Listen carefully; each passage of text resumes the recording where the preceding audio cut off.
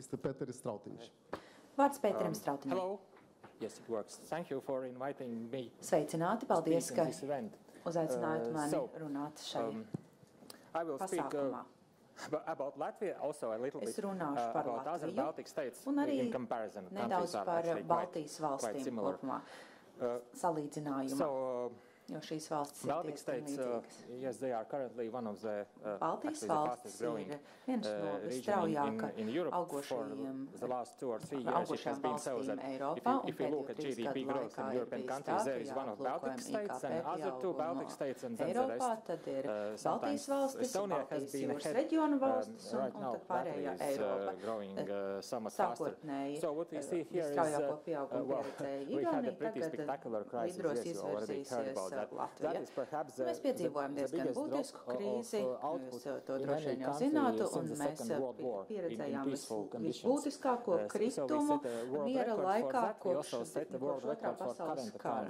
Un mēs sasniedzām pasaules rekordu. Mēs novirzījāmies no -22% IKP līdz plus 15% tekošā konta jomā aptuveni gada laikā.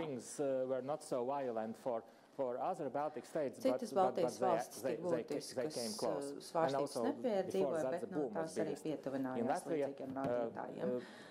In contrast, the last roughly 3 years for Latvia has been almost constant 5% plus minus growth pēdējo gadu laikā ir pieredzējis aptuveni kādu 5% pieaugumu IKP izaugsmē. Pagaidām nekādu pārkaršanas rādītāju indikātoru nav. Dotajā brīdī mēs atrodamies tādā ļoti pārsteidzošā situācijā, bet tāpēc, ka Latvija pašlaik ir almost exactly zero inflation. Izaugsme, inflācija ir gandrīz 0, jo patiesībā augustā tā bija -2% salīdzinājumā ar pērno gadu, un tekošā konta bilance ir gandrīz nemainīga. Principā visideālākie makro rādītāji, kādus varētu vēlēties apkopots vienviet. Taču problēma ir tā, ka mēs neesam tik bagāti kā Rietuma Eiropas valstis, taču ceram, ka mēs kļūsim par tādām kādreiz nākotnē. Šeit jūs redzat, kāda ir Latvijas rādītāji, tie ir attēloti sarkanā krāsā, un pārējās krāsās ir Baltijas valsts un Eiropa. Šeit jūs redzat katras ekonomikas rādītājus pretēji tās rādītājiem 2000. gadā. Pretējā gadījumā Eiropas Savienības 27 valstis būtu labākā pozīcijā nekā Baltijas valstis. Šajā slaidā jūs redzat to, ka ja salīdzinām izaugsmi Baltijas valstīs, tad izaugsme Eiropas Savienības vidējā līmenī ir knapi pamanāma. Baltijas valstis kopš 90. gadu vidus ir attīstījušās nestabili. It has been unstable, but still all 3 economies have more than doubled valstis ir vairāk nekā dubultojuši savus rādītājus kopš tā laika. Iedzīvotāju skaits samazinās, un ar to varam secināt, ka reāli ienākumi ir vairāk nekā dubultojuši šajā periodā. Un fakts, ka mums ir strauji pieaugoša ekonomika, norāda uz to, ka mums patiesībā ir daudzreiz ātrāk pieaugoši ienākumi mūsu valstī. Un tas varētu būt ļoti interesanti pavērojams indikators saistībā ar nekustamo īpašumu tirgu. Jūs redzat, ka ienākumu konverģence Baltijas valstīs ir bijusi diezgan strauja. Vidējie rādītāji ir attēloti kā 100% punkti, pretīm Baltijas valsts uzrāda aptuveni 1/3 no Not too long time ago, now all countries are above already. By now they are above 60% of EU average, and Estonia and Lithuania is about 70%. Latvia is Eiropas rādītāji. Lietuva ir aptuveni 70% līmenī, turpretī Latvija ir aptuveni 63 līdz 65% rādītāju līmenī. Konverģence ir strauja, taču, protams, pastāv diezgan lielas atšķirības ar Eiropas vidējiem rādītājiem. Tāpat laikā jānorāda uz lielu iedzīvotāju skaitu aizplūdumu no Latvijas. To varbūt tieši nevar attiecināt uz Igauniju, tas ir bijis mazāks, bet tas ir tiešā veidā diezgan smagi attiecināms uz Latviju un Lietuvu. Tāpat ir jānorāda uz zemo dzimstības līmeni. Tas izvirza būtiskus izaicinājumus ekonomikai, kā arī nekustamajam īpašumam. Latvijā, piemēram, pašlaik ir pārāk daudzu nekustamā īpašuma vienību salīdzinājumā ar tā nepieciešamiem. Es domāju, ka drīzā nākotnē mēs sastapsimies ar liekiem īpašumiem, taču tas noteikti nebūs attiecināms uz Rīgas pilsētu. Šeit jūs redzat, kā tā situācija bija kopumā attiecībā uz nesabalansēto ekonomiku, salīdzinot cenas ar tekošā konta bilanci. Un tā realitāte, ko jūs redzat šajā slaidā, jūs redzat to, ka rādītājs ja tā būtu kardiogramma, tad varētu secināt, ka ekonomika nomira, taču patiesībā ir tieši pretēji. Mēs varam izdarīt secinājumu, ka ekonomika uzrāda pozitīvs rādītājs. Vēl viena pozitīva lieta nekustamā īpašuma tirgu ilgtermiņa ziņā ir tā, ka mums ir salīdzinoši zemi parāds slogi. Lietuvā ir vēl jo zemāki. Latvijā tie ir zemi salīdzinājumā ar Eiropas Savienības vidējiem rādītājiem. Eiropas Savienības vidējos rādītājus varat redzēt šeit, un, teiksim, Eirozonas rādītājs ir šeit. Tā atšķirība ir diezgan pamanām, un tā nozīmē to, ka kopējais Latvijas uzņēmumu mājsaimniecību parādu sloks ir salīdzinoši zems. Gan kopumā, gan arī kā procentuālā daļa no IKP. Vienu brīdi tā sasniedz aptuveni 90% pirms krīzes, un krīzes laikā IKP straujāk samazinājās nekā samazinājās parādi, nekā palielinājās parādi. Un šogad mēs varam apgalvot, ka šis apjoms ir aptuveni 60% no IKP. Tas savukārt nozīmē to, ka iespējams ilgtermiņā palielināsies ieņēmumi, palielināsies arī IKP. Families and companies will have more income against which to borrow.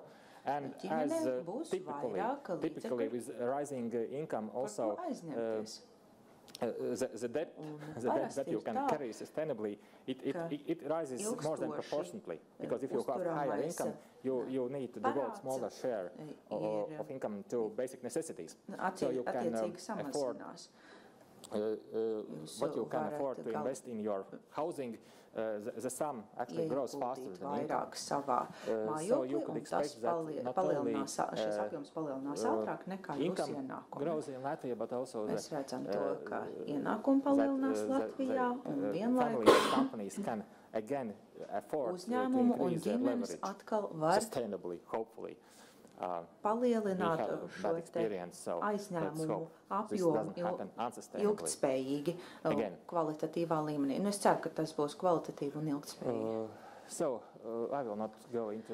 Es detalizēti neapskatīšu šos apgalvojumus, taču esmu šeit norādījis tos iemeslus, kāpēc Baltijas valstis ir tik strauji attīstījušās. Ja aplūkojam IKP uz vienu iedzīvotāju, tad redzam, ka Baltijas valstis šajā kontekstā norādītajā periodā ir bijušas top 10 valstu sarakstā. Īsumā var sacīt to, ka Baltijas valstīm ir bijuši diezgan kvalitatīvi ražošanas faktori, darba spēka prasmes, izglītība un quality price ratio. Yes, nekā to izmaksas. Tātad šeit ir ļoti labs are not really as good as Germans. Latvian infrastructure is not as good as Swedish infrastructure, but for that infrastruktūra mums varbūt nav tik laba, cik Zviedrijā, un varbūt mūsu darbspēks nav tik prasmīgs, cik Vācijā, taču tas proporcionālais savietojums, salāgojums ir visai kvalitatīvs.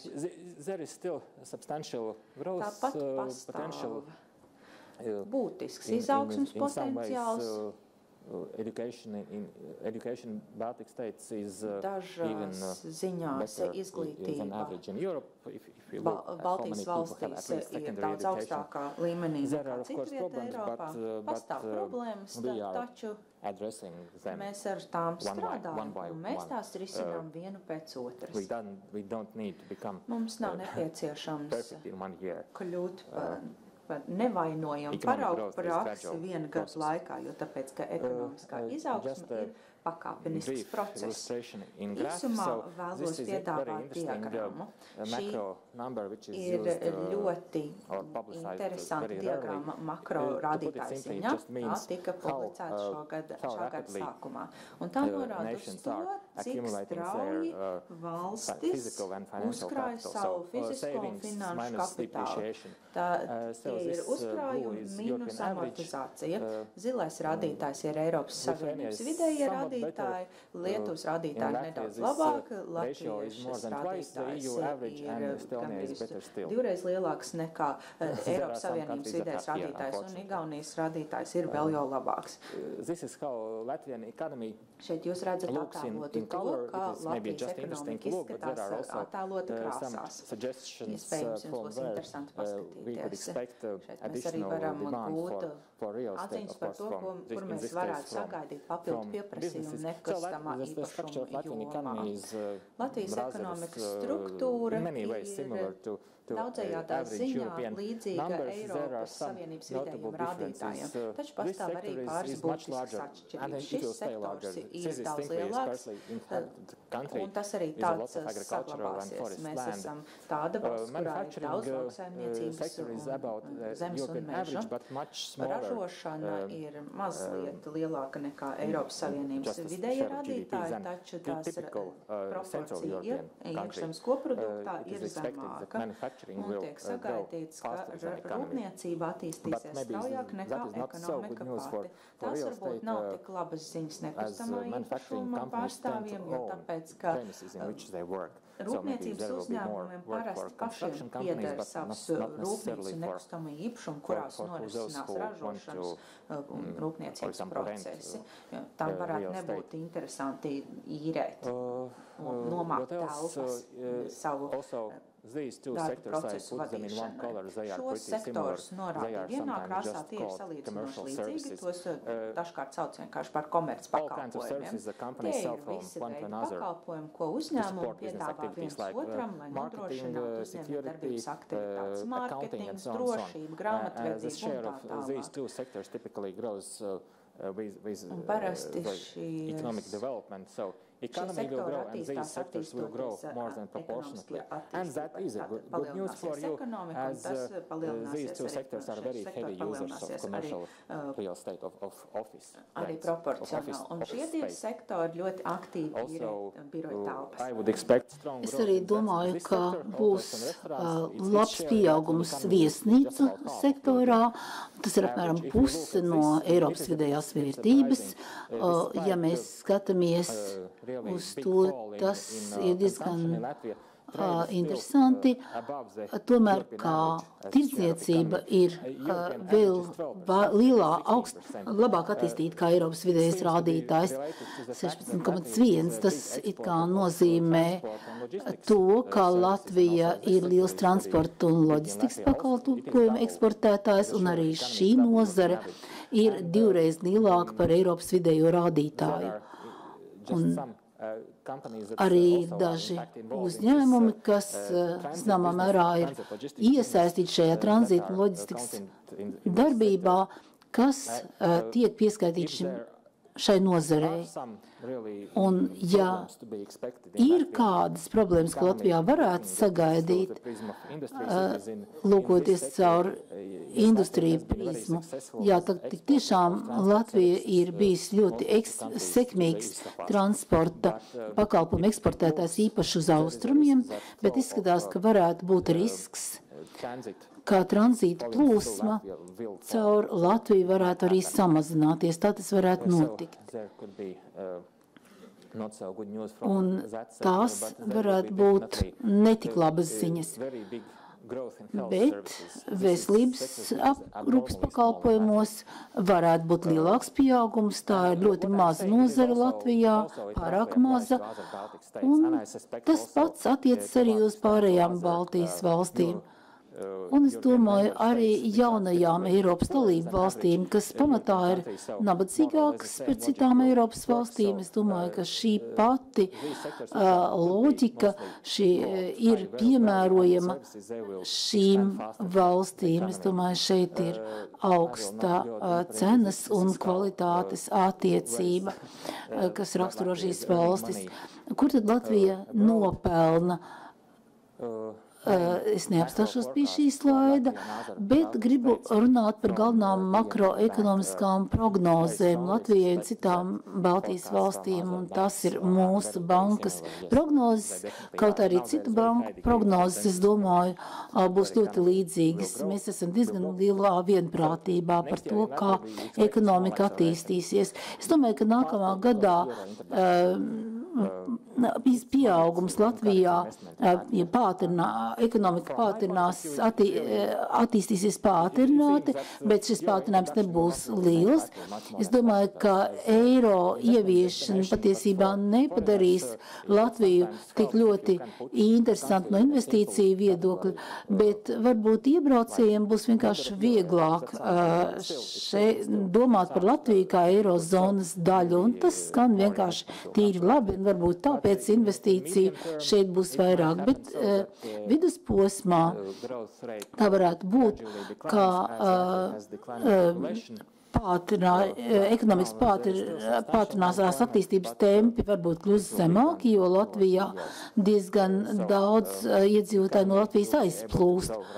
Un es domāju, ka ekonomikas izaugums varēs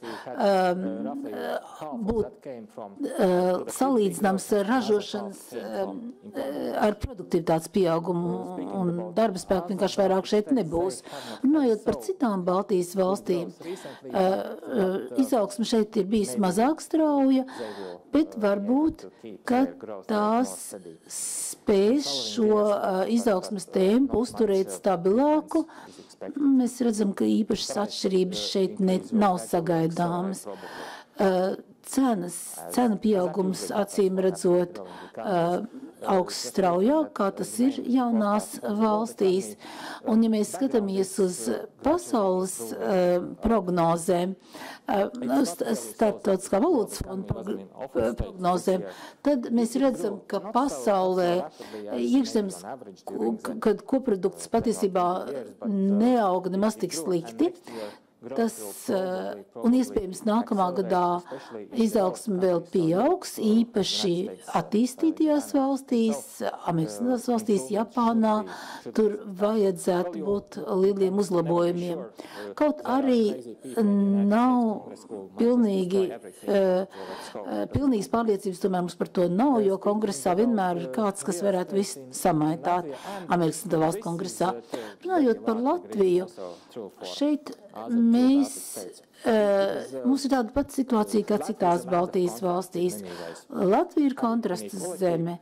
Tur ir liela nevienlīdzība, ļoti lielas reģionālas atšķirības, stipra galvaspilsēta, dažas citas stipras pilsētas, bet arī ļoti strauja darbspēka aizplūšana, pilsētas patiesībā kļūst vājākas un nepietiekams dzīvojamo māju skaits pilsētās. Ja mēs runājam par dzīvojamo sektoru, tad tie dzīvokļi, kas ir labas kvalitātes, to cena varbūt varētu arī pieaugt,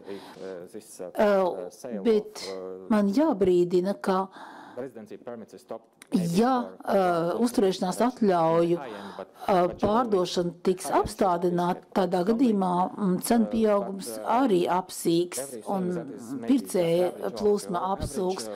Un tad viss, kas ir zem noteikti kvalitātes līmeņa, ir ļoti riskants, pārdošanai riskants privāti īpašums.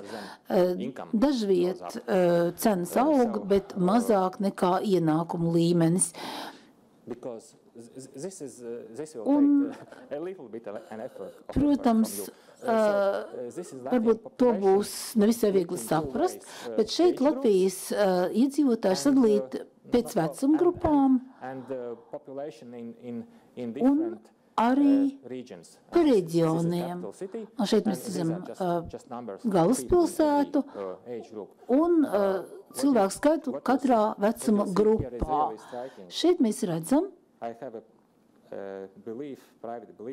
un es esmu pārliecināts, ka kāds grafiks vien nebūtu, visi šie grafiki vienmēr ir interesantāki nekā iepriekš domājām. Un tas ir tā kā varbūt diezgan slikts piemērs. Latvijā bija liels dzimstības samazinājums 20 gadu atpakaļ. Un tagad mēs redzam, ka šajā vecuma grupā starp 25 un 29 gadiem ir 2,5 vairāk nekā citā vecuma grupā. Visā valstī tas varbūt tā nav, bet Rīgā tas ir īpaši, šī starpība ir īpaši liela. Ir arī liels cilvēku ieplūdums. Un ja Rīgā nebūs liels iedzīvotāju ieplūdums, tādā gadījumā problēmas būs Rīgā gan ar nekustāmiem īpašumiem, kur vienkārši nebūs kas dzīvo un kur piedāvājums būs lielāks nekā pieprasījums. Un tāpēc ir vajadzīgs darba pieplūdums, lai šo nekustāmā īpašuma tirgu varētu kaut kā uzturēt noteiktā līmenī Rīgā. Pārējās Baltijas valstīs demografiskā situācija ir līdzīga, bet Latvijā kritums ir bijis īpaši liels. Lietuvā arī iedzīvotāju kritums ir no 3,7 miljoniem samazinājies līdz 3 miljoniem iedzīvotāju.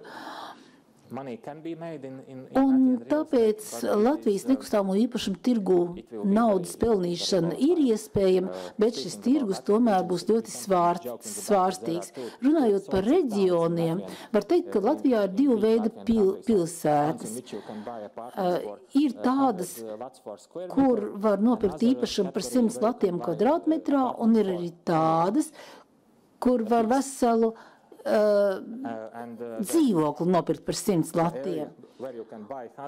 Un tā teritorija, kur var nopirkt ļoti lētu dzīvojamo platību, kļūst aizvien lielāka. Varbūt līdz Rīgai tas tā nenonāks, bet situācija ir diezgan sarežģīta. Latvija ir vienīgā valsts pasaulē, kurā iedzīvotāju skaits ir samazinājies, ja mēs skatāmies 100 gadu laikā. Un tā ir dažādu nelabvēlīgu notikumu ķēde, kurus varētu būt diezgan ilgi jāskaidro, bet tas ir diezgan būtiski. Tātad ekonomika it kā aug, bet ar zināmiem brīdinājumu signāliem nekustāmā īpašuma tirgumu. Paldies! Paldies, Strautiņkungs, un tagad es gribētu dot vārdu Robertam Spicer kungam.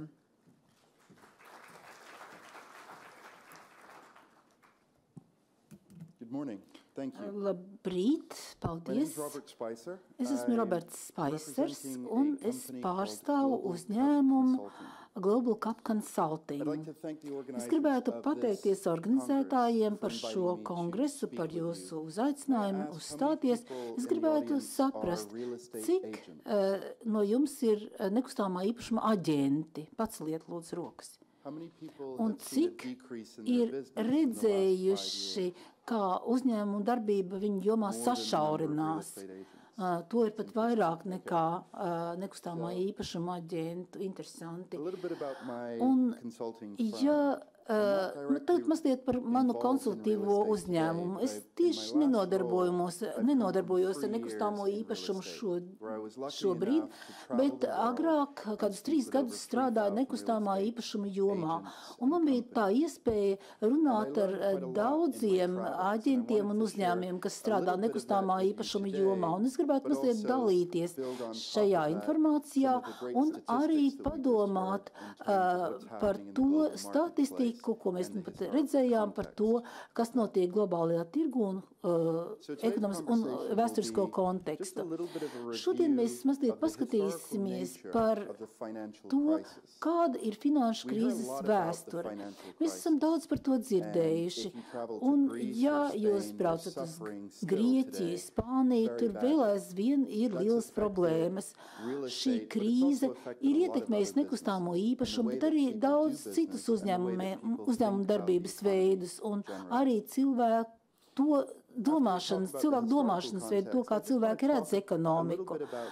Runājot par ekonomiku, es gribētu pateikt, ko valdības ir darījušas, lai tiktu ārā no šīs ekonomiskās krīzes un kā šodienas ekonomiskā vide varētu ietekmēt jūsu darbu nekustamā īpašuma tirgū.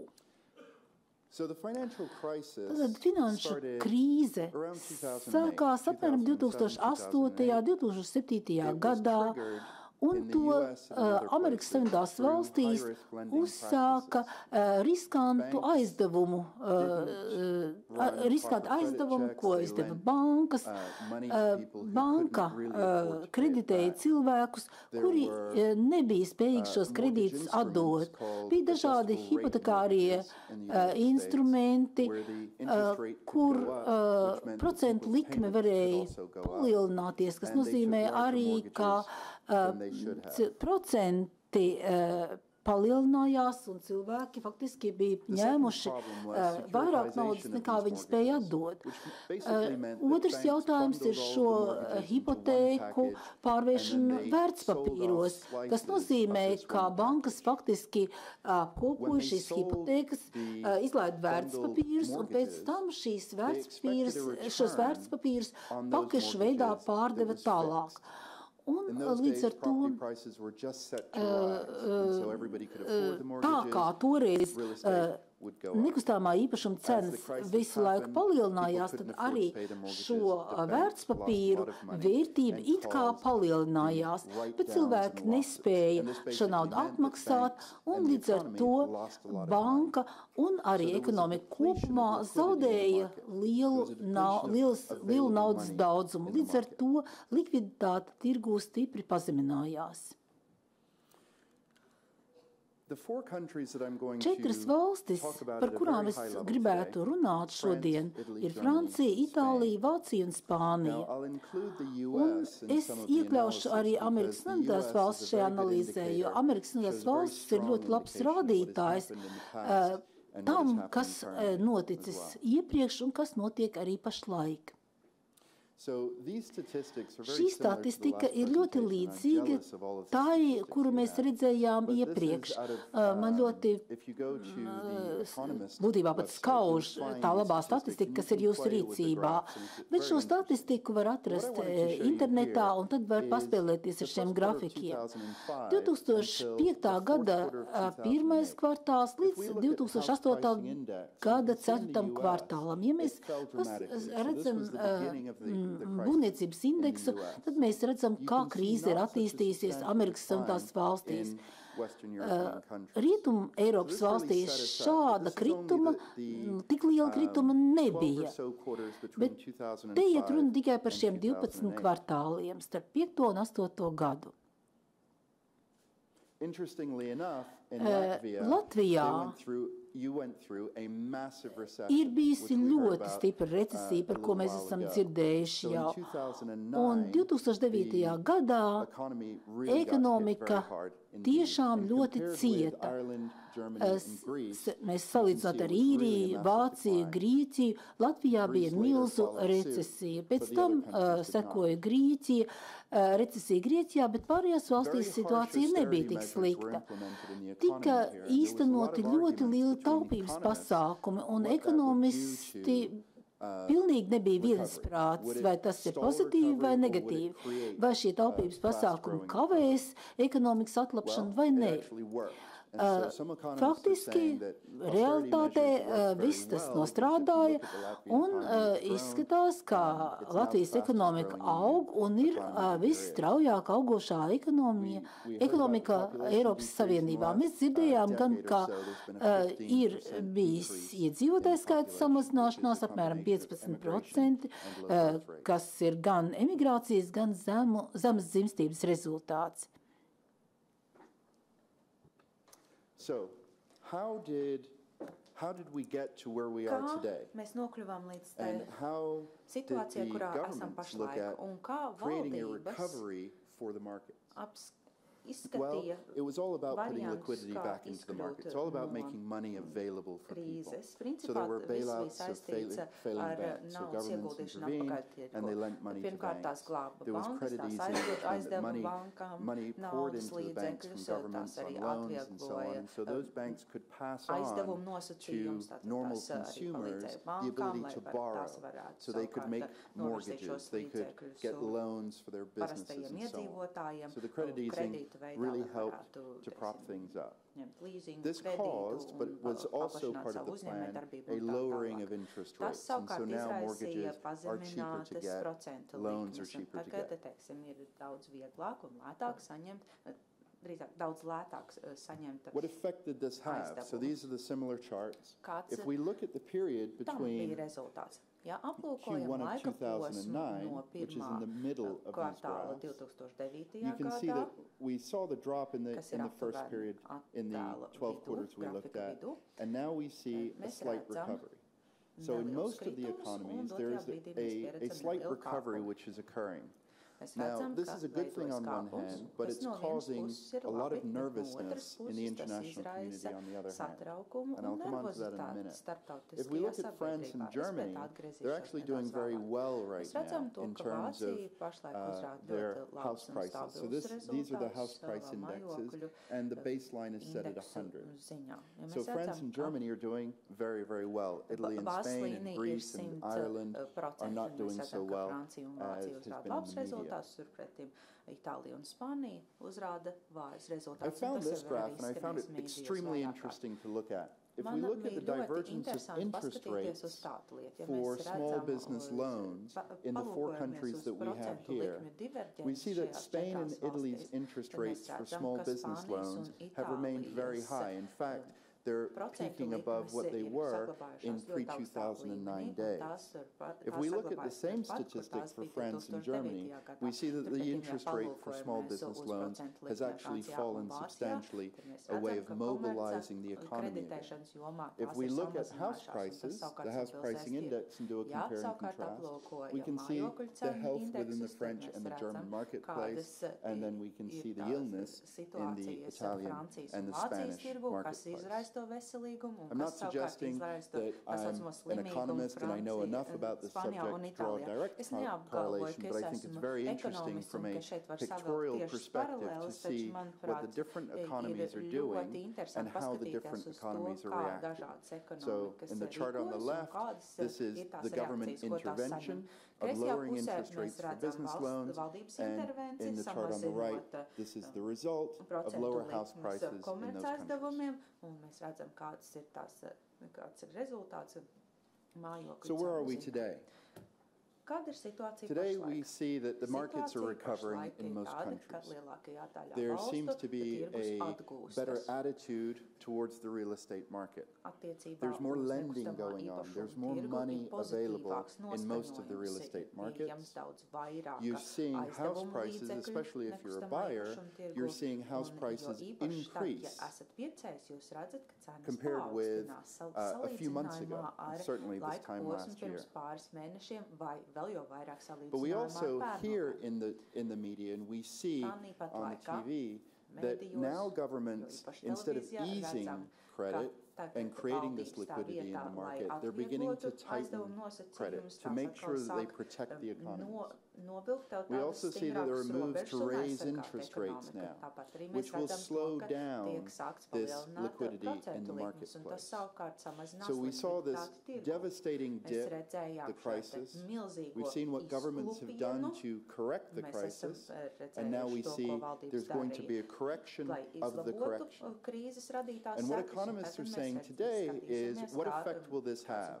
Will it destroy our recovery, or will it create a greater recovery? The conclusions that I draw from this, especially in my travels, when I've traveled around, is that doing deals today is a little bit different. Selling properties today is a little bit different, particularly in the international market. So any of those of you who buy and sell on behalf of your clients in Western European countries or Asia or the United States, you'll notice that the time for really getting the good deals, those distressed properties, the low-value properties that used to be high-value properties, those days are disappearing slowly. And now there's a rush to try and get the best deals. We see that there's a change in business practices, and I would advise all of you to look to new ways of doing business. So instead of just staying with the traditional meeting with clients and meeting with other realtors and brokers and agents, talk to banks directly. Go to banks, because banks are now the largest holders of real estate properties in the world because of all of the distressed properties. And that leads to the third point, my final point, which is target the distressed property market. If you have international clients, one of the things that I would strongly advise is for you to find international distressed property pools through the banks or through people who specialize in this.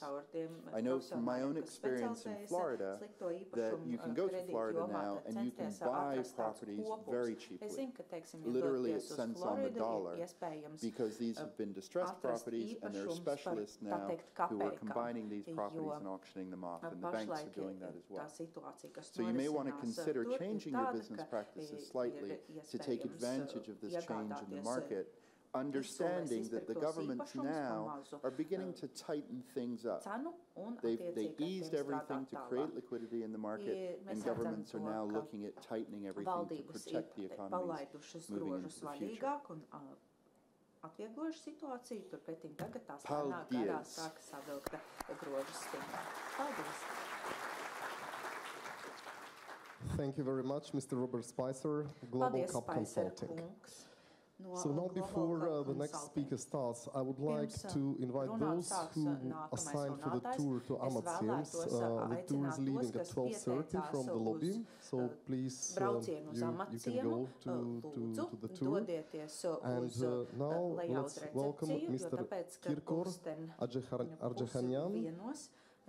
Attiesāta būs uz šo te ekskursiju. Tagad vēlos dot vārdu Kirkoram Adžerharjanam.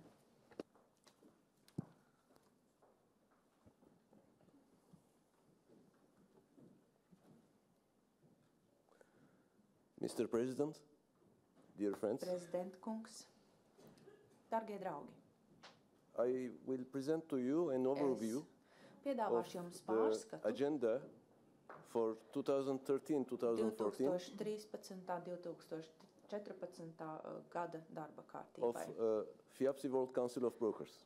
Tā ir FIAPSI Pasaules brokeru padomes darba kārtība.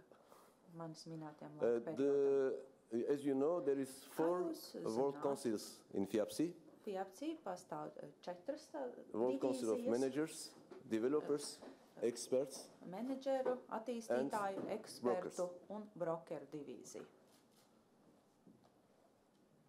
World Council of Brokers Brokeru goals are padome to provide tailored services to FIAPSI brokers, education sessions and events online, izglītošanas pasākumus, exchange of best practices, tiešsaistē, share tīklošanas pasākumus līdzīgi domājošiem information. profesionāļiem, It will serve apmainīšanos all ar this paraugu to increase prakses, global awareness gadījumu and informāciju, recognition kā arī of FIAPSI brokers. koplietot informāciju, kas ir attiecinām uz līdzīgām valstīm, līdzīgos sektoros. During our Kā arī World Congress in Taichung, brokers.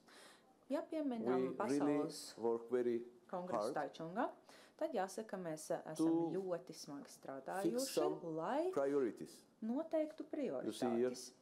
5 Jūs šeit priorities of redzat, our agenda ka mēs esam for izvirzījuši 2013-2014. prioritātes darbam 2013. Trade un missions, 2014. gadā. Economic Mēs dosimies Development Agencies tirsniecības initiatives, misijās, mēs īstenosim Mentoring program and ekonomiskās Young attīstības Professionals aģentūra Network, iniciatīvu, mēs īstenosim Emissary program mentoringa, and monthly darbmācītāja educational programmu, jaunu webinars. profesionāļu tīklojumu, kā arī citas aktivitātes. All these initiatives we Visas šīs are iniciatīvas coordinating with mēs FIAPSI chapters, koordinējam ar principal members around the world, nodaļām also un with vadošajiem existing FIAPSI dalībniekiem committees. visā pasaulē, kā arī ar FIAPSI Trade komitejām. missions, in few words. Tirsniecības misijas. Pāris vārdos vēlos par To tām develop trade missions, pastāstīt. protocols and guidelines for FIAPSI ir chapters and principal members, Nepieciešams izstrādāt dažādas to create tirsniecības misiju opportunities protokols for un networking for our vadlīnijas brokers, FIAPSI nodaļām. Mums using ir information nepieciešams radīt from dažādas economic development tīklošanas agencies. I will iespējas develop this vietējiem brokeriem un FIAPSI next slide. profesionāļiem, kā arī Of course, izmantot soliciting informāciju sponsorships no and ekonomiskās coordinating attīstības a aģentūrām, global calendar. It's extremely organizēt important. sponsorēšanu, kā We are a arī world organization, koordinēt and pasaules our aim from our headquarters in nodaļu Paris to coordinate a global kalendāru. calendar, Un to jūs saprotiet, facilitate ka mēs esam to the pasaules brokers plaša and to real estate organizācija, un līdz ar professionals to around mums the ir world ļoti to būtiski use their time organizēt with the šo best te kalendāru, conditions. organizēt un koordinēt šo The kalendāru, outcomes are lai varētu chapters and principal members have tools to facilitate good planning and Kādi ir tie coordination risinājumi? and Protams, assistance with global sekmējam promotion. kvalitatīvu We will plānošanu un not promote koordināciju. Un and mēs arī organize palīdzam trade veidot missions, pasauli, but we'll coordinate and pasauli facilitate plašu trade missions. attīstību. It will be Mēs up to the veicināsim principal members tirsniecības and the chapters around the world misijas, of FIAPSI to organize un tās, these trade missions. tās galvenokārt organizēs attiecīgās Economic development divīzijas agencies, un as you know, departamenti. around the world, in Ekonomiskās each city, attīstības in each country, in aģentūras, each kā region, jūs zināt, there is ikvienā governmental or pasaules non-governmental valstī un reģionā pastāv vai economic nu development valstiskas agencies. vai nu starpvalstiskas We like to ekonomiskās have really attīstības the best information aģentūras. data Un mums from ir these economic nepieciešama development agencies vislabākā informācija to par serve ekonomiskajiem to datiem, our brokers, lai also mēs managers, varētu experts and nodrošināt developers. saviem brokeriem, My kā friend arī Michael attīstītājiem will un pāriem agree with me profesionāļiem. Mani kolēģi, that this jo information īpaši will Maikls be piekritīs, extremely ka important šī for informācija ir all ārkārtīgi būtiska real estate visiem professions that we represent. profesionāļiem, kas inside strādā nekustamā īpašuma jomā, un jo Of course, īpaši tiem, establish and mēs leverage pārstāvjam, alliances between economic FIAPSI. development agencies and FIAPSI Tāpat mums arī nepieciešams Outcomes, sadarboties ar source of dažādām market data aliansēm.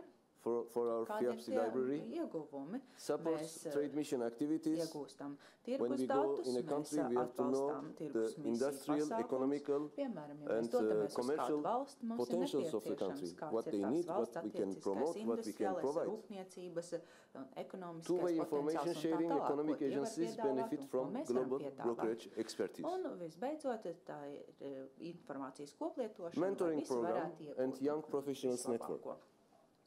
Tālāk We are obliged parunāšu to par prepare our mentoringu programmu. future ourselves. Mums jāparūpējas par And savu future, nākotni pašiem. The future belongs Tāpat to the next mēs generations. ļoti labi zinām, ka šī nākotne Develop pieder nākamajām guidelines to paudzēm. establish a Tāpēc mums ir mentoring relationship nepieciešams between izveidot with an vadlīnijas, industry, lai university veidotu student or mentoringa young professional attiecības ar jauniem and outcomes, nozares sharing of best universitātes practices, studentiem vai arī encourage jauniem bridges to link profesionāļiem. world cultures and Risinājumi traditions, vai rezultāti būs tādi, ka mēs spēsim padalīties paraugu praksē, veidot tiltus starp kultūrām un tradīcijām un arī veidot jaunus profesionāļus, profesionālu līdzstrādniecību un veidot nākotnes vadītājus. Mēs varam rosināt studentus, veidot savu karjeru un sagatavoties nākotnē. Mums ir arī tāda emisāra programma, kas varētu būt ļoti svarīga. Es domāju, ka FIAPSI dalībniekiem vajadzētu strādāt kā emisāriem, jo dažās valstīs nav pārstāvju, nav FIAPSI nodaļas, tā tas notiek. Un, piemēram, Dienvidāfrikā. Šajā valstī mēs vēlamies rast saistību, kādu emisāru, kādu cilvēku, kas strādā FIAPSI vārdā, lai tas varētu būt par mūsu kontaktpersonu. Un es domāju, ka mēs visā pasaulē strādājam ļoti labi ar saviem pārstāvjiem, un mums ir daudz no jums jāmācās, bet tajā pašā laikā šī kontaktpersona varbūt būs pirmais solis šādas nodaļas, FIAPSI nodaļas radīšanai, jo katrā valstī jau ir nekustamo īpašumu asociācija, un šī kontaktpersona varētu ar mūsu palīdzību no mūsu Parīzes biroja, ar mūsu Parīzes biroja palīdzību varbūt izveidot savu nodaļu. Vēl viens svarīgs uzdevums mums ir tas, ka dažās valstīs, piemēram, Indonēzijā, brokeru asociācijas nav īpaši iesaistītas mūsu nodaļu darbā. Un šāds koordinēšanas darbs brokeru asociācijā varbūt varētu ļaut mums iekļaut vietējās asociācijas FIAPSI struktūrā. Es arī jau runāju par brokeru organizāciju atbalstu un arī brokeru FIAPSI brenda popularizēšanu brokeru sabiedrību, brokeru vidū. 2014. gadā es pats biju vienā tādā misijā, bet šeit mēs runājam par vadītājiem, ekspertiem, plašāk par visiem tiem cilvēkiem, kas aktīvi darbojas FIAPSI. Runājot par izglītības pasākumiem internetā, vakar mēs organizējām šādu pasākumu kopā ar mūsu kolēģiem no GFC. Vairāk 10 brokeru piedalījās šajā webinārā no visas pasaules. Tas bija ļoti veiksmīgs. Un mēs arī strādāsim kopā ar citām padomēm, un es domāju, ka rezultātā FIAPSI locekļiem būs piekļuvi informācijai par dažādām jomām. Arī starp padomju sadarbība. Mēs runājām ar Maiklu Ivanovu par to, kā mēs varam saistīt vadītājus un brokerus, bet arī attīstītājs un ekspertus, jo mēs taču visi esam saistīti. Un šī starppadomju sadarbība ir ārkārtīgi svarīga, un visas šīs iniciatīvas var pielāgot arī citu padomju vajadzībām, veidojot tādu multipadomi, un FIAPSI 2013. 2014. gadā savu dienas kārtību, savu darba plānu, savā darba plānā dalīsies ar visām citām padomēm. Man bija liels prieks būt pirmo reizi Baltijas valstīs. Mēs te labi pavadījām laiku, un liels jums paldies par to lielo atsaucību, ar kur jūs mūs sagaidījāt.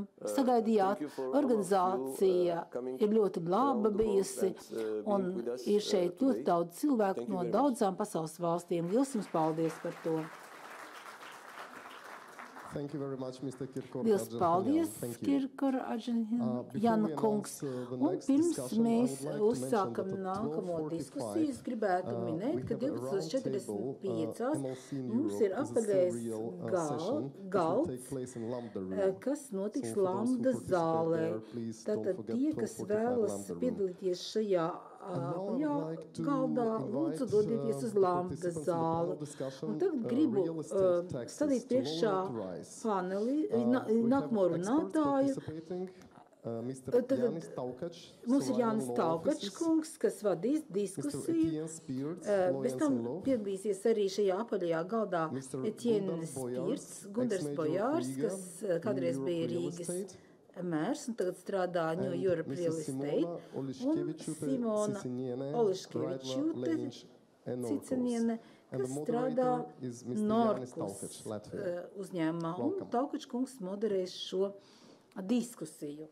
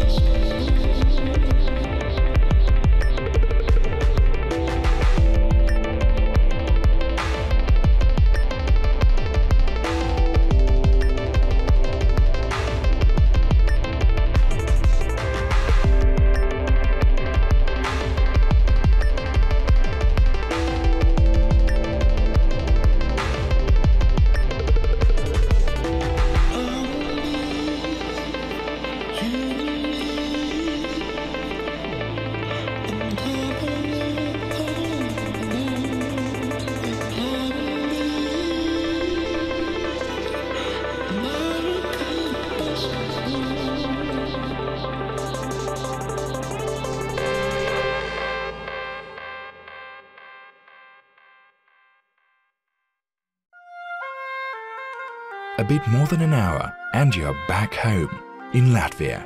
It is a unique country with temperate climate and auspicious geographic location.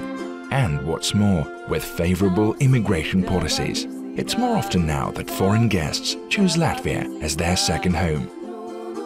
European legislation, clear tax system, qualified manpower and third fastest internet in the world. All of this makes Latvia attractive for business and investments. Riga is the biggest city in the Baltic states. Its historical center is officially acknowledged by UNESCO as one of the world's cultural heritages. The air is filled with accents of the pine forest, amber-like sea, fresh breeze and sandy beaches. Jūrmala is the diamond of the Baltics.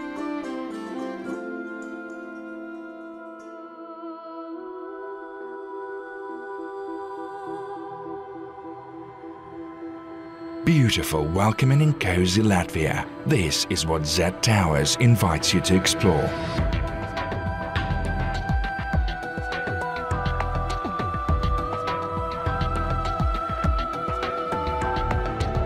The complex has no competitors in modern Latvia, and it is a prime example of the premium real estate.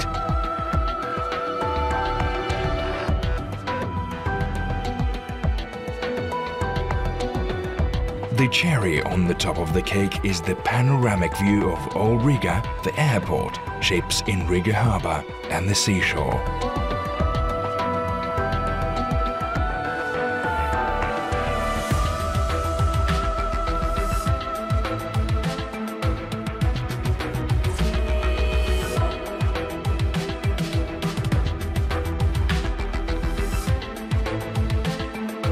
Z Towers offers you apartments, A-class offices, commercial areas, a 4-level car park, an international school and kindergarten, and a more than 4,000 square meter spa center from famous Austrian brand Schlotterer.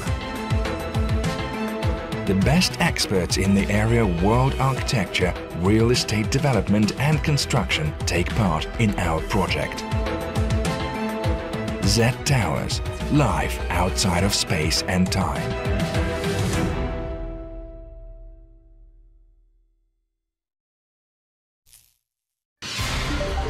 Фокус ЛВ.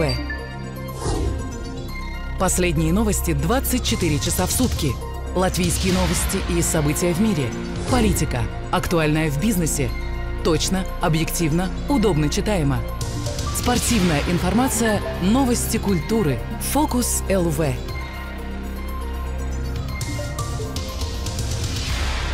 Новый игрок на поле новостей. Фокус ЛВ.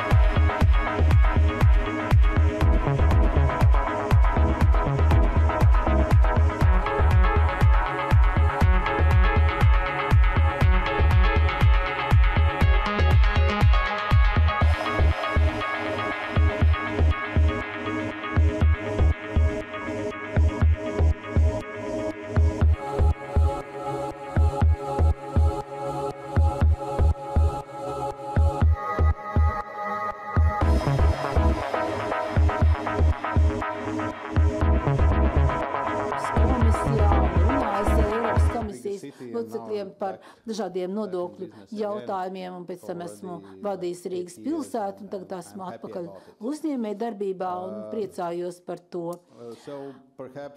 Un man tāpēc ir diezgan viegli redzēt abas puses, gan valdības viedokli, un pilsētas vadītāju viedokli, un uzņēmēju viedokli. Un es te skaidri nošķiru, tāpēc, ka pat pats vārds pilsonis nāk no vārda pilsēta, jeb ir saistīts ar to, un iedzīvotāji, apdzīvotība arī ir saistītas lietas. Tāpēc mēs šeit esam ne tikai, lai veiktu uzņēmējdarbību, bet arī, lai radītu nodokļu ieņēmumus.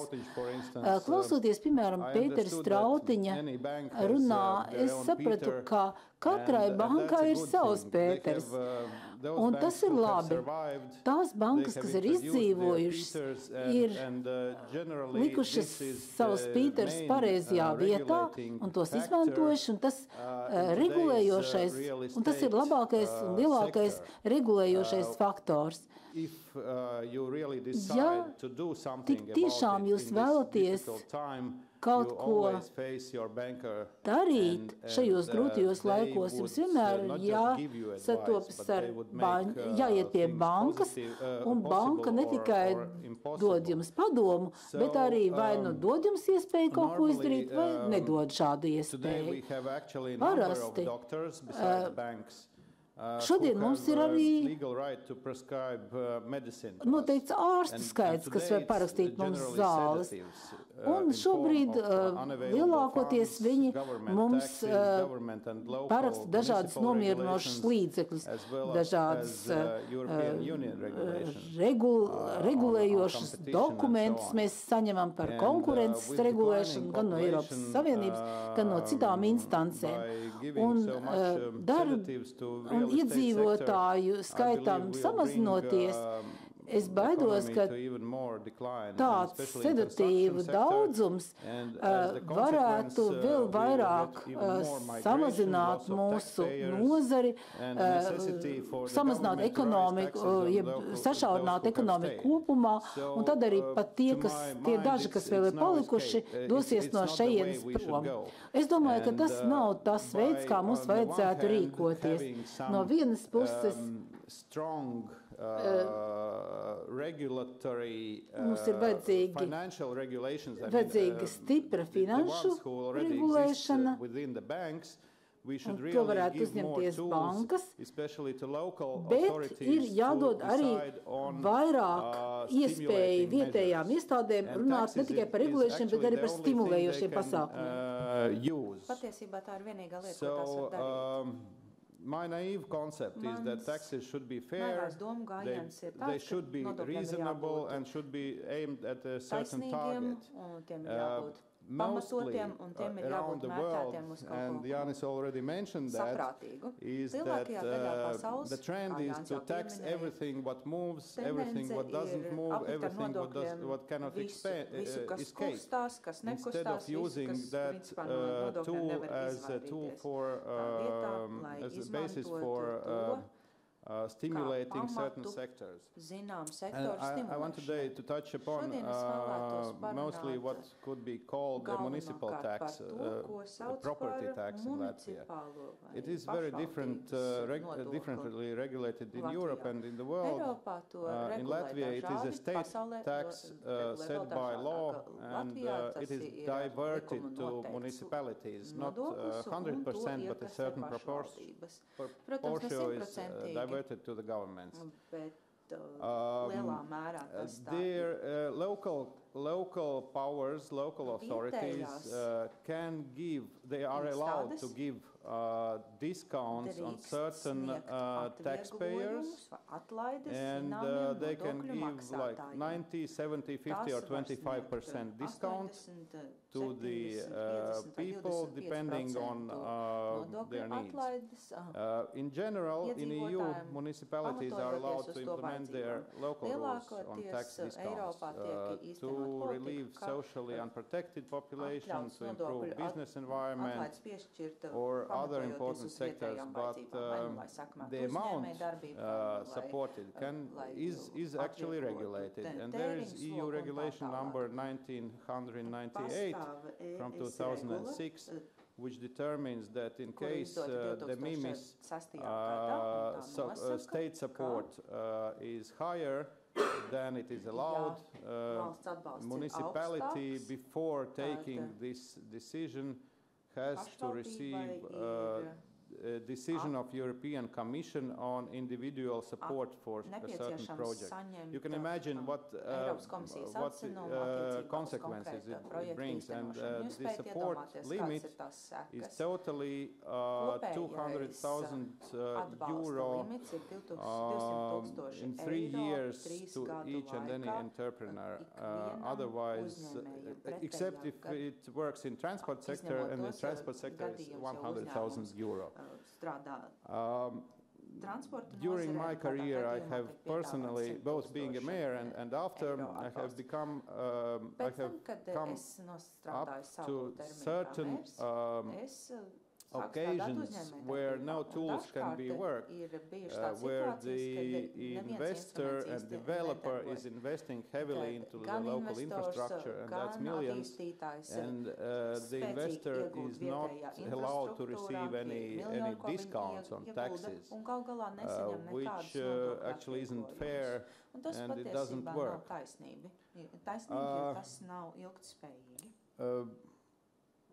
Real estate is something very constant, and it can really be very easily taxed. One cannot take it away to a more tax-friendly location. Money and the investors is quite mobile, and money is always looking for a safe and friendly location. And my belief is that state on national level is a really slow decision maker. And referring tax policies, it's very hard to the state is very hard to decide on tax rate cutting, and almost never good in negotiating with a particular investor. As a reaction to world crisis and economic crisis, we have in Latvia we perhaps have acted in the right way, but during the recovery process, the last thing state will ever decide is on tax cut downs. So we raise the taxes, but we never lower them, and the state is very slow.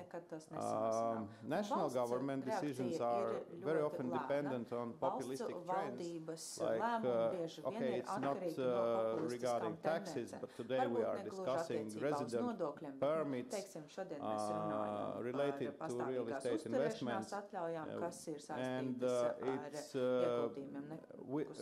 with a view that we have a free migration available for 500 million European Union population. We are afraid of few thousand possible migrants from somewhere else. And this decision, whatever it will be, it is clearly political. So my message is that the only power which is interested in stimulating local economy, which can react very fastly to local needs, is local municipalities. Which is against European Union policy on more centralized tax control. At the same time, there are good examples in EU, like Scandinavia, about 2/3 of taxes stay within the municipal hands. United States is a great example in using real estate and in particular property taxes as a financial tool to boost development in certain degraded areas. And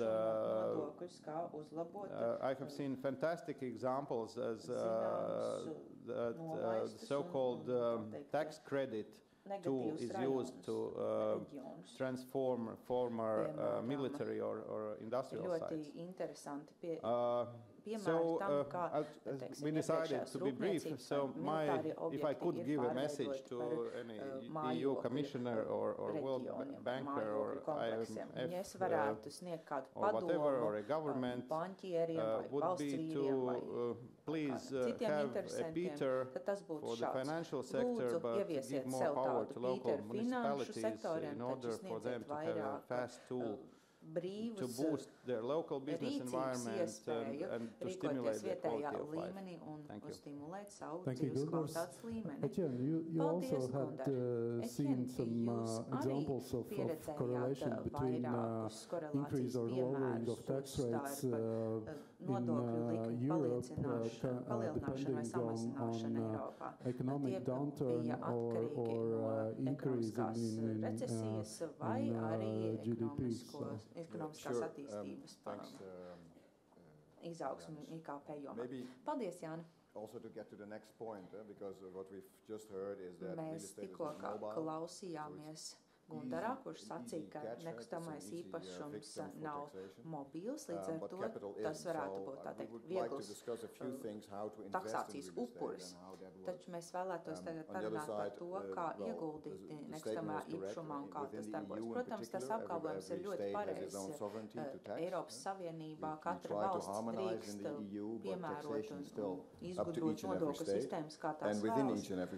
Un katrā valstī ir citas valsts iestādes, kurām arī ir nodokļu iekasēšanas tiesības. Bieži vien ir runa par federālo taksāciju, tāpat arī vietējie kantoni vai vietējās pašvaldības, kurām arī ir nodokļu iekasēšanas tiesības. Viens interesants piemērs no Vācijas, lai arī es pats pārstāvu Nīderlandi, es pēdējos 20 gadus strādāju Vācijā. Un šeit mēs redzam, ka tiek piemērots federālais ienākumu nodoklis, un pašām federālajām zemēm arī ir tiesības iekasēt savus nodokļus. Tās drīkst noteikt to, kā piemērot nodokļus uzņēmējdarbībai, nekustamajam īpašumam, un ir arī vietējās kopienas, kam ir taksācijas tiesības. Zemes var noteikt šo te nekustamā īpašuma nodokli un īpašnieku mājas nodokli. Šeit mēs redzam nelielu korelāciju starp šiem nodokļiem. This is a means to structure, to influence behavior of investors. You see that in certain countries, transfer taxes are fairly high. So if you buy a property, you pay a high tax on the property itself, on the transaction itself. On the other hand, if you hold the property, the real estate tax will be correspondingly lower. At least that seems a bit of a trend. If you look at Malta, very high transfer tax on the acquisition of a property, but no tax on holding the property, no land tax or real estate tax. And that's something where, of course, governmental institutions can play it. It also triggers behavior, of course, because if I have a very high transfer tax on the acquisition of property, I will, of course, always try to avoid that. Real estate investors are almost human, so they will try to reduce their tax and cost burden on an investment. Tie, kas pērk īpašums, tie arī ir cilvēki, un tas ir tikai cilvēciski, jo mēs vēlamies maksāt mazākus nodokļus. Pāriesim pie nākamā slaida, un tad paskatīsimies, ko vēl varam pieminēt. Es vēlētos piebilst to, ka šajā tabulā ir zinām korelācija. Tā ir tāda vispārīga aptuvena maksimālo nodokļu likmju tabula. This just shows the level of taxation in each particular country, and there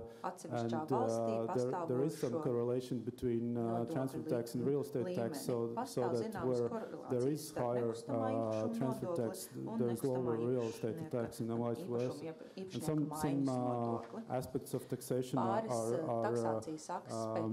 also interesting, like for real estate tax, there's higher real estate tax if property is owned by offshores in some of the countries, or if the property is not subject to VAT, so there is this correlation as well to those aspects. Or regarding transfer tax, also the transfer tax is in some countries dependent on the fact whether the countries are applying VAT to those properties or not.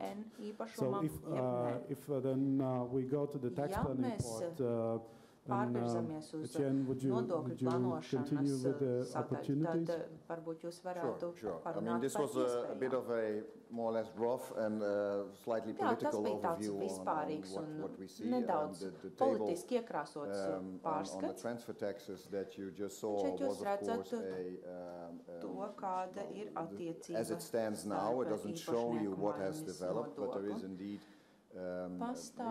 just two steps back. Zināmas korelācijas. Varbūt jūs varētu paiet atpakaļ. It's difficult to see maybe, but in Germany the transfer tax is set at 5%.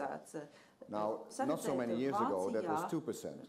Šī likme ir 5% so it has been gadā. increased, and I think that there's even provinces now, because they can determine that, states that are planning to increase it to 6% next year. Var rīkoties pēc saviem ieskatiem, un nākamajā gadā tās plāno paaugstināt šo nodokli līdz 6%. Daudzās valstīs this tax on transactions has been increased. Nodokļi, kas ir saistīti ar pašiem darījumiem, ar viņiem un tie tiek palielināti. Vai drīkst pieminēt 3 valstis - Grieķija, Portugāla un Spānija? Vai jūs varat pakomentēt par šīm 3 valstīm? Šīs valstis dotajā brīdī sastopas ar vissarežģītāko krīzi. Jā, Grieķija ir viena no tām valstīm, kas piemēro because this is maximum rate, and this maximum rate is applied in case the property is owned by offshores. So this is one of the cases. Pieder offshoriem. Tas ir viens no tiem gadījumiem. Okay, but of course there is protams, and that's what I wanted to share with un you es here. gribētu parunāt par to, ir tāda tendence, un tas ir tikai cilvēciski, ja jūs gribat kaut ko investēt, vērtspapīros, jeb kaut kur citur, nekustāmā īpašumā, tad, protams, jūs gribat par šīm investīcijām iegūt pēc iespējas lielāku ieguvumu. Un tad, protams, tas ir gluži cilvēciski.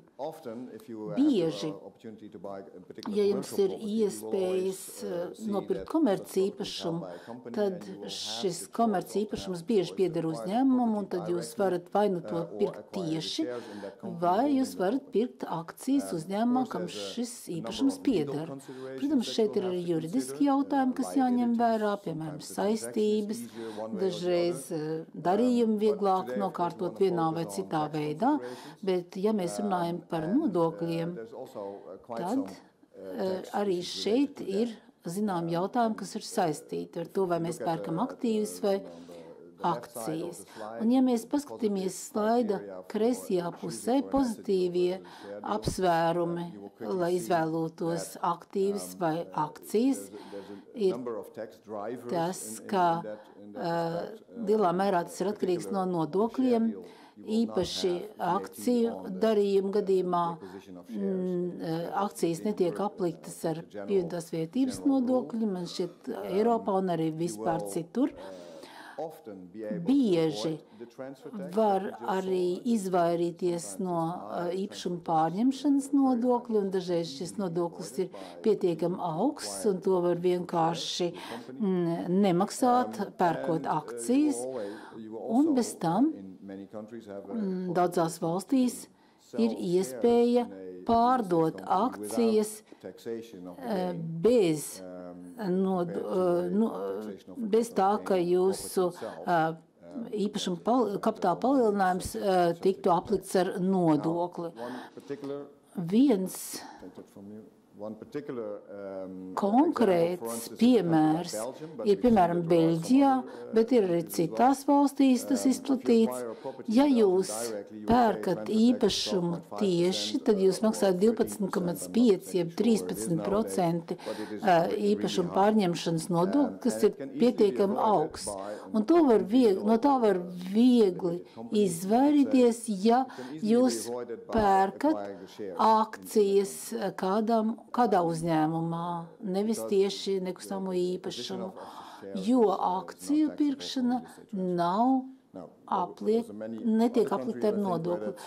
Ir arī citas valstis, kur tomēr šie nodokļi, kurās šādu darījumu var piemērot. Ja, piemēram, holding režīms Latvijā, kas sāk darboties šajā gadā, un šis opcijas šī iespēja ir pieejama daudzās valstīs Eiropā, bet ir zināmas problēmas šos darījumus veikt. Es neesmu pārliecināts, vai jūs gribat komentēt par to, bet, protams, tas jautājums, kas uzreiz nāk prātā, ir jautājums materiālās vērtības ieviešana, kur akciju darījumu var tomēr saprast arī kā aktīvu darījumu juridiski. Un tad šeit ir jāskatās ļoti uzmanīgi. Jā, tas ir uzmanīgi. Jā, tik tiešām daudzās valstīs šeit šādu darījumu aplūko kā nodokļu apiešanas mēģinājumu, un ja jūs pērkat akcijas kādā nekustamā īpašuma kompānijā, tad tur šīs akcijas tomēr tiek apliktas ar nodokli, un, piemēram, Nīderlandē jūs esat pirkuši akcijas nekustamā īpašuma uzņēmumā, tad to uzskata tāpat kā aktīvu darījumu. Un tad jautājums, protams, ir, ko nozīmē nekustamā īpašuma uzņēmums, vai tas ir uzņēmums, kas strādā tikai nekustamā īpašuma jomā, kuram ir 50% aktīvi nekustamos īpašumos, vai tiem ir kādi pasīvi aktīvi, vai viņiem ir arī uzņēmums, kurā tiek veikta ražošana un strādā darbinieki, vai to arī var uzskatīt par nekustamā īpašuma uzņēmumu. Tāpēc šeit, protams, viss tas ir jāskatās diezgan smalki un sīki. Var runāt arī par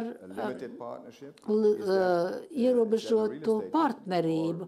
Un jautājums, vai šī ierobežotā partnerība ir arī nekustamā īpašuma uzņēmums, vai to var uzskatīt citādi, kā to aplūko dažādās valstīs. Dažreiz šīs ierobežotās partnerības tiek uzskatītas par tādiem fantomu uzņēmumiem dažās valstīs. Nīderlandē, piemēram, ir tāds slieksnis. Un tad, ja jūs pērkat akcijas nekustamā īpašumā un jūs pērkat 1/3 daļu no šī uzņēmuma akcijām, tad gadījumā tas tiek uzskatīts par nekustamā īpašuma darījumu. Arī vēl viens piemērs, kur investoram pieder daļas Vācijas uzņēmumā, un tad jautājums, kāds ir tad slieksnis, cik šīs daļas var būt. Piemēram, Nīderlandē tā ir 1/3 daļa, dažās valstīs ir jāmaksā nodoklis tikai tad, ja jūs visas 100% nopērkat akcijas. Vācijā šis slieksnis ir 95%, ja jūs pērkat 95% uzņēmumā, kas ir nekustamā īpašuma uzņēmums, tad šo darījumu uzskata par nekustamā īpašuma darījumu un nav atkarīgs tas, vai tur ir vai nav kāda cita darbība, ja 95% no šī uzņēmuma akcijām tiek pirkts, tad to uzskata par nekustamā īpašuma darījumu. Protams, šeit ir dažādas apiešanas iespējas, var pirkt, piemēram, 94,9% akciju un 5,1% akciju pērk kāds cits uzņēmums, un tad pēc tam atkal šos procentus dala starp diviem citiem uzņēmumiem 94,9, 5,1% apmērā. Tā kā ir dažādi nodokļu apiešanas paņēmieni, bet valdības, protams, arī neaizver uz tiem acis. Un Vācijā šo praksi aizliedza šovasar, un ja šāda struktūra tiek atklāta, tad būtībā tiek pirkts arī 95% no šīm nekustamiem īpašumiem, kas dara darījumu ar nodokļiem apliekam. Līdzīgs jautājums ir arī par nodokli uz kapitāla pieaugumu. Dažās valstīs saka tā, ja jūs esat nopirkuši akcijas kādā uzņēmumā, kura pieder nekustamais īpašums, tad arī jūsu kapitāla palielinājums tiek aplikts ar nodokli. Un Eiropā ir tāda praksa, piemēram, fondu struktūras, Simona par to stāstīs, kas ir vērsta uz šī nodokļa maksāšanas apiešanu, izveidojot holdingu uzņēmumu, piemēram, tā kā Luksemburgā, kur The Netherlands is a very favorable regime. There's some other countries that ir diezgan tāds labvēlīgs režīms arī Nīderlandē, Kiprā, Baltijas valstīs. Un doma ir tāda, ka ja Vācijā, piemēram, investors tiks aplikts par akciju pārdošanu, par uzņēmumu akciju pārdošanu, tad Luksemburgā šādu darījumu neapliek ar nodokli. Un kapitāla pieaugums netiek aplikts ar nodokli.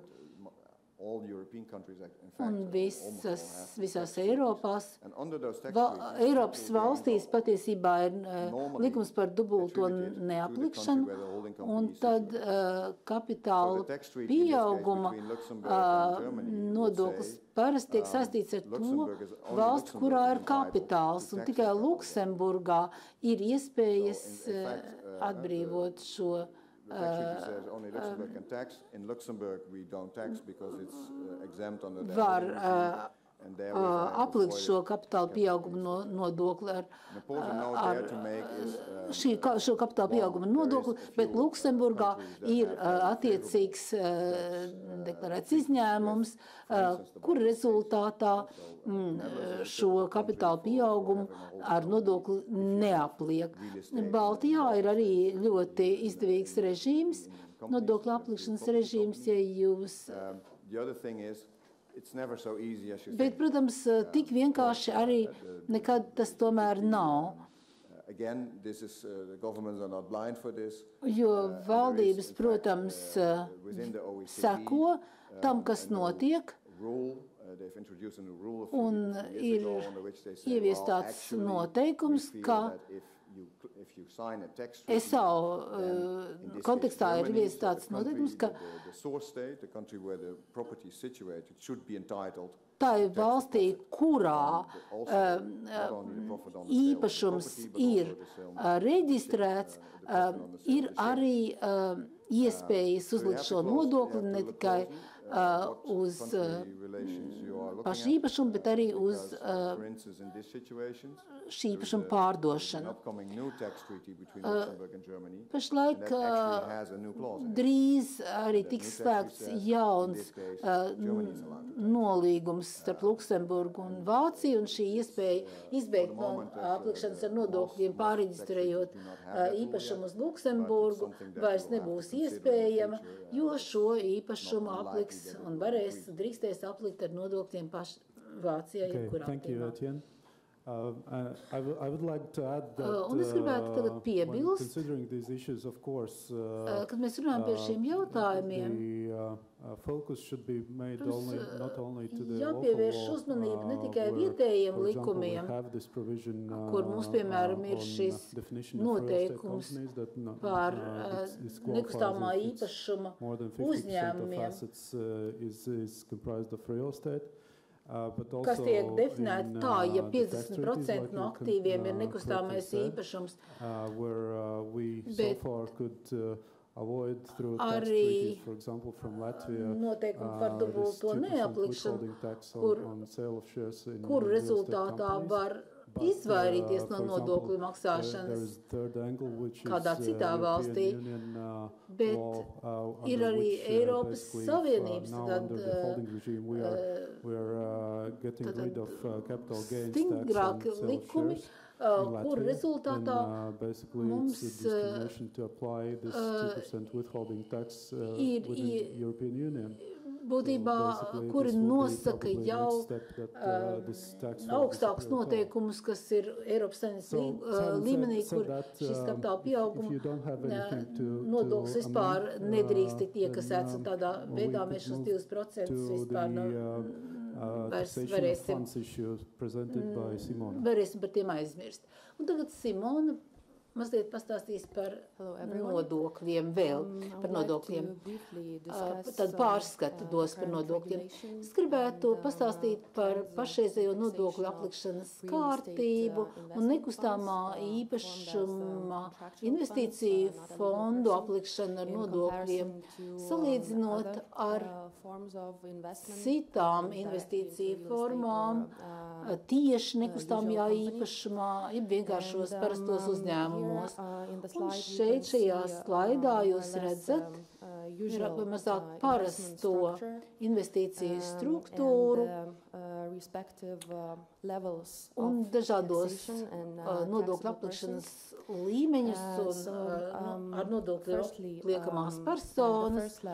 Pirmajā līmenī tas ir aktīvais ienākums no nekustamā īpašuma, kas rodas nekustamā īpašuma uzņēmumā, ja investīcija fonds investē caur nekustamā īpašuma uzņēmumu. Tas tiek parasti aplikts ar uzņēmumu ienākumu nodokli. Ja investīcija fonds tieši investē nekustamajā īpašumā, trešā iespēja, tad aktīvais ienākums no nekustamā īpašuma parasti tiek aplikts ar uzņēmuma ienākumu nodokli investīciju fondu līmenī. Tomēr dažās jurisdikcijās, dažās valstīs, piemēram, Lietuvā, ir iespējams arī atbrīvojums no šī uzņēmuma ienākuma nodokļa. Otrais līmenis šajā slaidā ir tas, kad mēs runājam par dividendēm, jeb kapitāla palielinājumu. Tās ir investīcija ienākumi.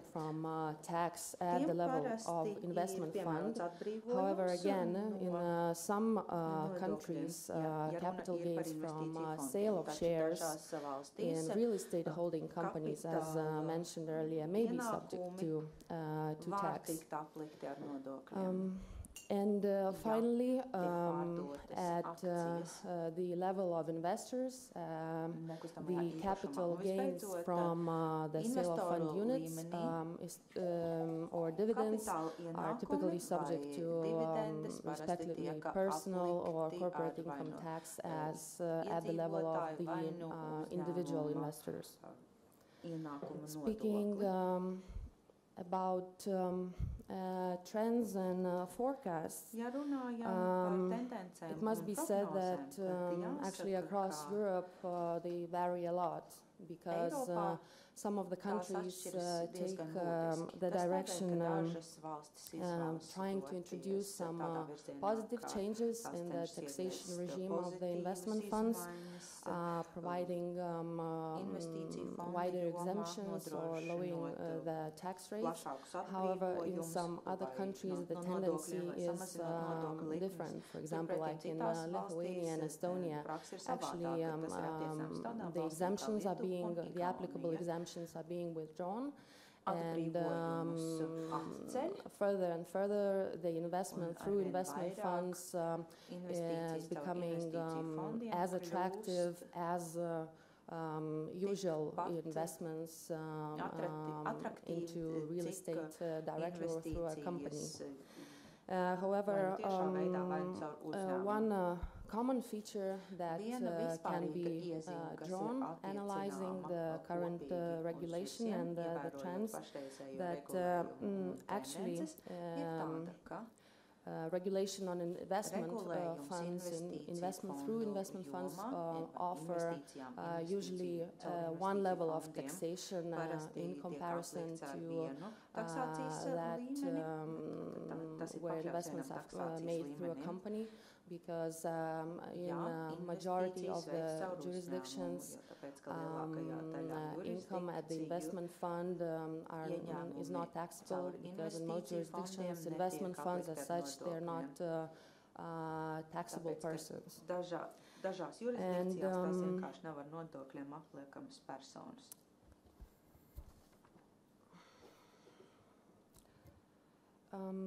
one more finding that could be mentioned is actually that concerns the double taxation problems for investment funds, because organizations like OECD are doing their best to facilitate real estate investment funds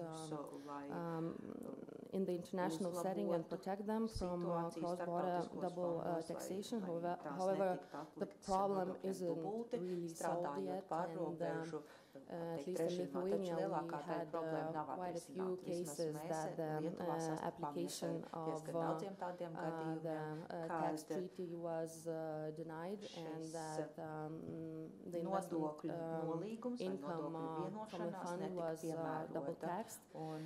And so to summarize main pros for investments through the investment fund from the taxation point of view, probably are only in those countries where the investment fund income is actually tax exempt, and the countries which can offer only one level of taxation, it is at the hands of investors, while in other jurisdictions that might not be such an advantage. And the main cons probably would be the still unstable regulation and not clear trends that the taxation regime of the investment funds are still trying to find the optimal form of taxation, and the mentioned problem with the cross-border double taxation. Thank you, Simona. Before we go to the next topic, do we have some questions or comments from the audience? Maybe I think there are microphones available. If not really, then maybe I have a question to you, Etienne. Speaking of the DEVEL or OECD, which in their latest guidelines were trying to promote that investment funds should be regarded as taxable persons under tax treaties. How do you see the latest trends that OECD is trying to fight the base erosion throughout the world, and do you think that fight will impact the real estate fund structures or other tax planning issues? Yeah, well, certainly, because it applies to any taxpayer in the world. I mean, we were talking about international developments, international structuring, tax planning schemes, like that. Maybe if we go back to your first slide where we have the standard picture of a fund. Of course, this is one fund structure that we have, where you have individuals investing in an investment fund that has a tax that is tax exempt because it has a facilitated regime.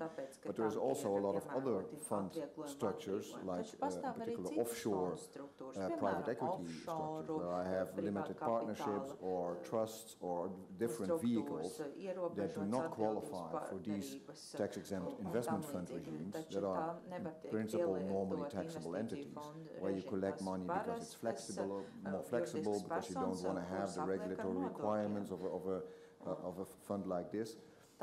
And what you will do there is you collect the money at this fund entity level.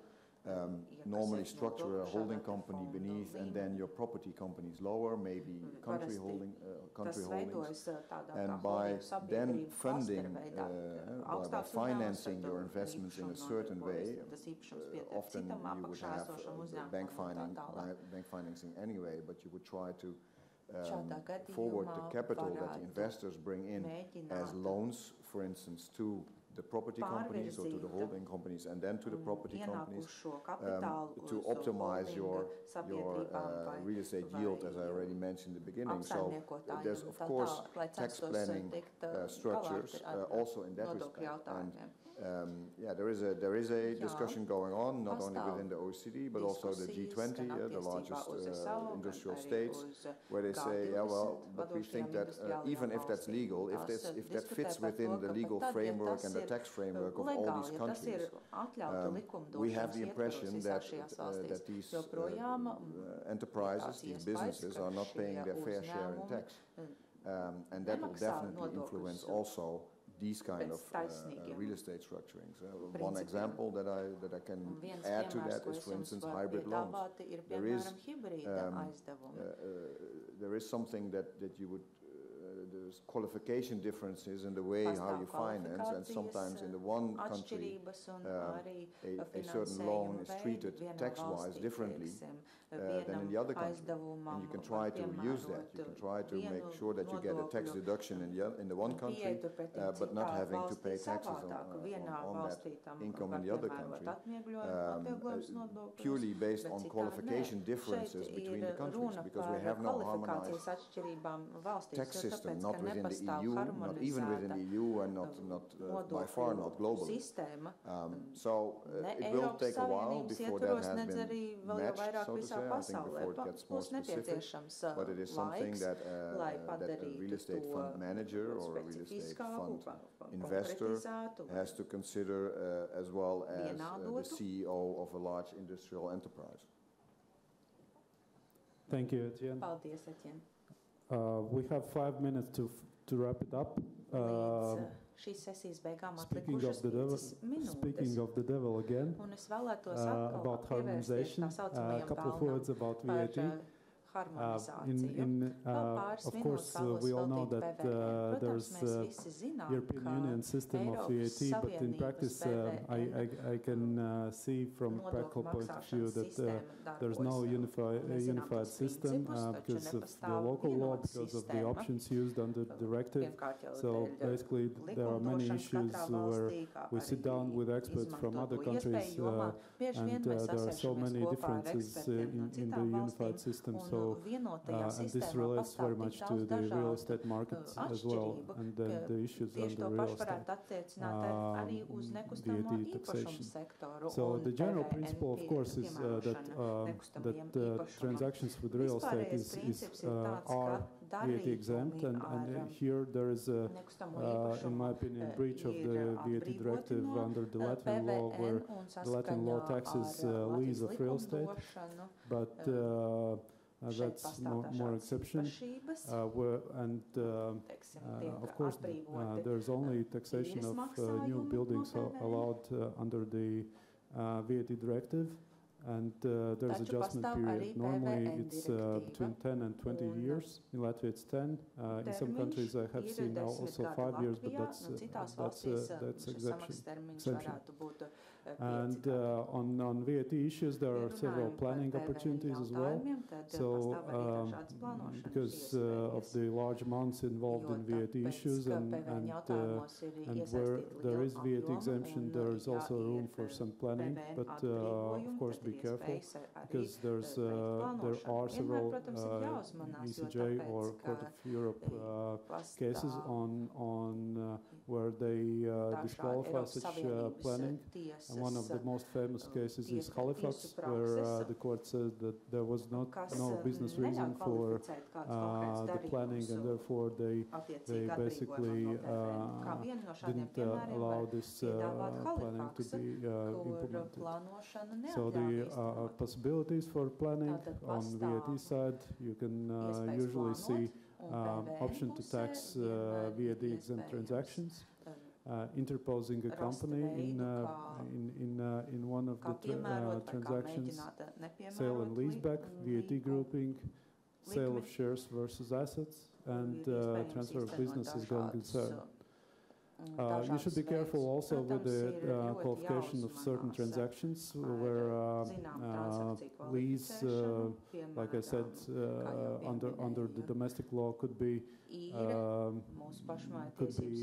treated as taxable or exempt, but what is then lease? And then there are certain ECJ or Court of Justice in Europe cases where they are qualifying also different situations where it's not a typical situation. And as a couple of such examples, I have mentioned also Lubbock Fine case where they qualify that payments for surrender of lease should be treated like a lease.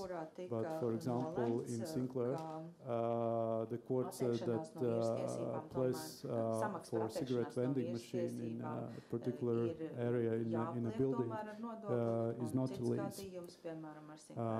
And to conclude the VAT part, also for brokerage services, there's one important comparably recent Court of Justice case in Europe where there was a real estate brokerage company, DTZ, which was hired by two companies. One is Swedish one, Fabergé, and Dutch one, Stienstra. They both had subsidiaries in Netherlands. You can see BVs, and those subsidiaries held real estate. And Stienstra and Fabergé hired DTZ for finding buyers for their real estate in Netherlands. And of course, the question posed was that there's VAT exemption on sale of shares, and their sale of real estate is taxable, and whether those brokerage services would qualify under the VAT exemption for sale of shares, because at the beginning Stienstra and Fabergé didn't know whether they are selling shares or real estate. So that refers to the first second presentation by Etienne about shares versus assets. And the court said that Tiesa šajā gadījumā pateica, ka nodokļu atbrīvojums šādiem brokeru pakalpojumu attiecas, izņemot tad, ja dalība valsts ir konkrēti pateikusi, ka šādi darījumi tomēr ir nekustamā īpašuma darījumi. Thank you for your attention. Šī gadījumā gribu jums šeit arī pateikties par uzmanību. Man šķiet, ka mums ir kāda minūte vai drusku vairāk jautājumiem. Bet es gribētu arī šeit pateikt, ka pamatā šī spēlīte starp peli un kaķi un peli vēl tomēr turpināsies kādu laiku. Un ir arī zināmas iespējas Eiropā, runājot par izdevīgumu vai nu pirkt akcijas vai pirkt tomēr aktīvus, bet es domāju, ka lielākā daļa valsts tomēr pieturēsies pie tradicionālajām jurisdikcijām, kā Benelux valstis, un par PVN ir, protams, jāņem vērā arī Eiropas tiesas nolēmumi. Vai jums šobrīd ir kādi jautājumi? Es gribētu piebilst, es arī ievēroju, ka dalībnieku leksikonā šeit pozitīvs trends ir nodokļu samazinājums. Un es nezinu, vai valdība tāpat to traktētu. Paldies. Un tiem klausītājiem, kas arī seko hokejam, es gribu teikt, ka pirmie divi puslaiki ir beigušies ar neizšķirts starp Dinamo un komandu, ar kur tie spēlē. Jūs esat visi aicināti pusdienās. Pusdienu laiks būs 1 stundu, un tas būs Omega 2 zālē, kas ir labajā pusē.